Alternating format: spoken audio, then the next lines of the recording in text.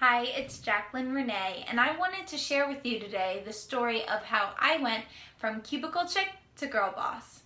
So growing up, I had a really hard time getting along with girls. I always felt there was a lot of competition, a lot of gossiping, and a lot of backstabbing.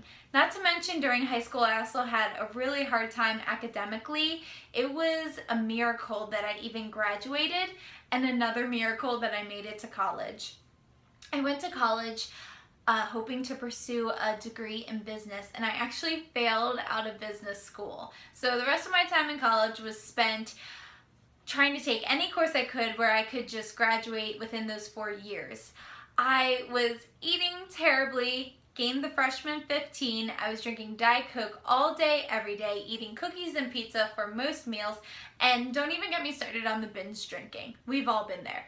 So when it came to graduation, I had finally made it, and I was faced with the dilemma that most graduates face, which is figuring out what my first job would be and what I was going to do for my career. I was able to get a job in a cubicle as an administrative assistant at a local insurance company. So I quickly found out that I had a problem with authority and people telling me what to do. I didn't like people snapping their fingers at me and being like, do this, do that, and I was working for someone else's dream basically, and not to mention that the pay wasn't that great. It was so low that I actually had to get another job where I worked weeknights and weekends serving shots at local bars to old drunk men and getting harassed by them, just so I could have some extra money to go out and hang out with my friends. And I was also surrounded by a lot of negativity, not only at the workplace, but with my friends at the time. We were all going through the motions. We were living for the weekends. We would have a deep pit of an anxiety every Sunday night and thinking about the week ahead, and just roll through the motions every day of the week.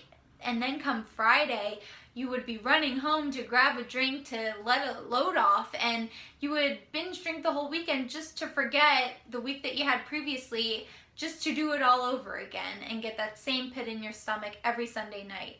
I felt like the people I was hanging out with, we didn't have any dreams. We weren't taking any action steps to fix these shitty lives that we were leading, and I just felt so uninspired. And then I found Beachbody. It started with fitness, and I decided if I couldn't control how much I was getting paid or any other factors, that I could at least try and control one aspect of my life, which was feeling healthier and better about myself. So having never worked out a day in my life, it's surprising that I did Insanity as my first program. It's actually insane. But I did it.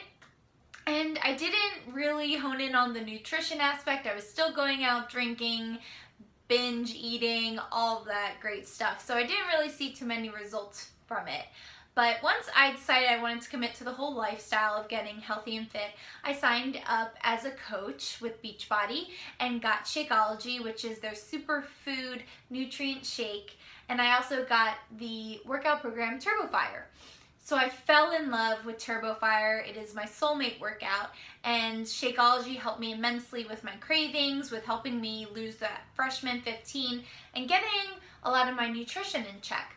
Once my friends and family saw what I was doing and that I was getting great results, they wanted to know what I was doing and how they could join. So I signed them up as well, and I signed them up as coaches as well, because you get 25% off as a coach.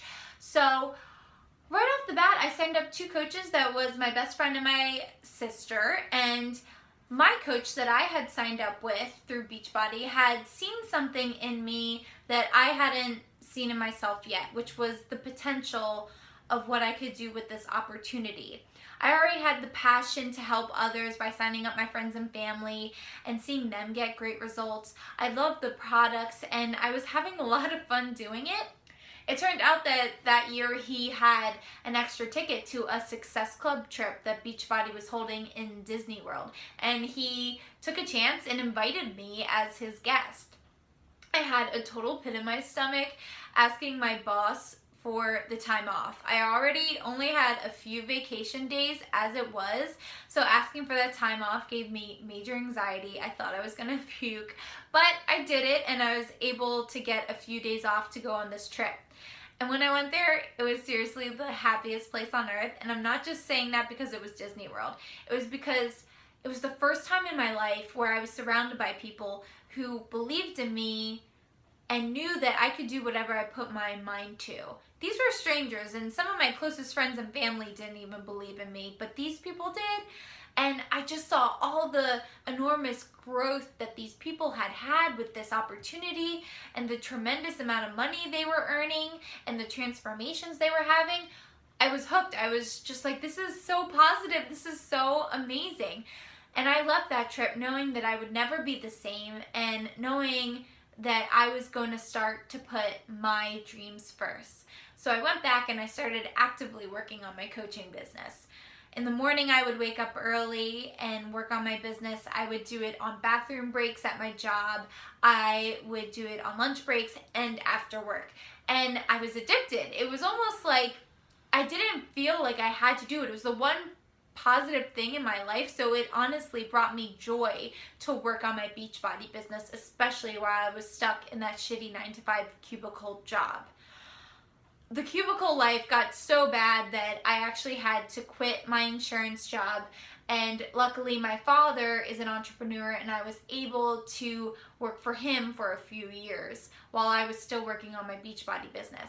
I earned a tremendous income with him, and you would think from the outside on paper that everything was great, but I still had this little chip on my shoulder that was like, Jack, this isn't all you. This isn't fulfilling you fully. You need to go all in with Beachbody. And I had to tell my dad and walk away from the huge paycheck I was getting with him, because I knew that I wasn't fulfilling my purpose that I was put here on earth to do, which was Beachbody and helping people change lives and to build teams.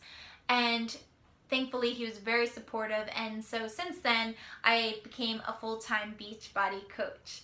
So now it's like the sky's the limit, and all the weight has been lifted on off my shoulders. And you know, I travel all the time. I go somewhere almost every month, whether it's on Beachbody's dime or thanks to Beachbody.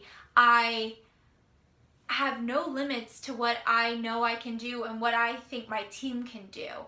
My hope and dream is to inspire people who are graduating college or might be stuck in their first job after college, and who were where I was, who was wondering, is this life? Is this all there is?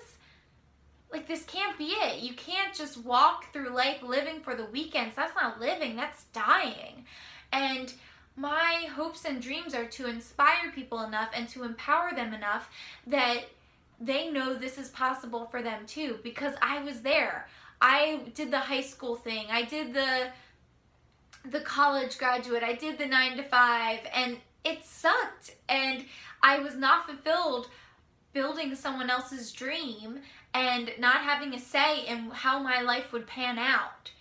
So I want to give you the tools of how you can go from cubicle chick to girl boss, to setting your own goals, your own dreams, and the steps that you'll need to take to have it a reality in your life and have it actually happen.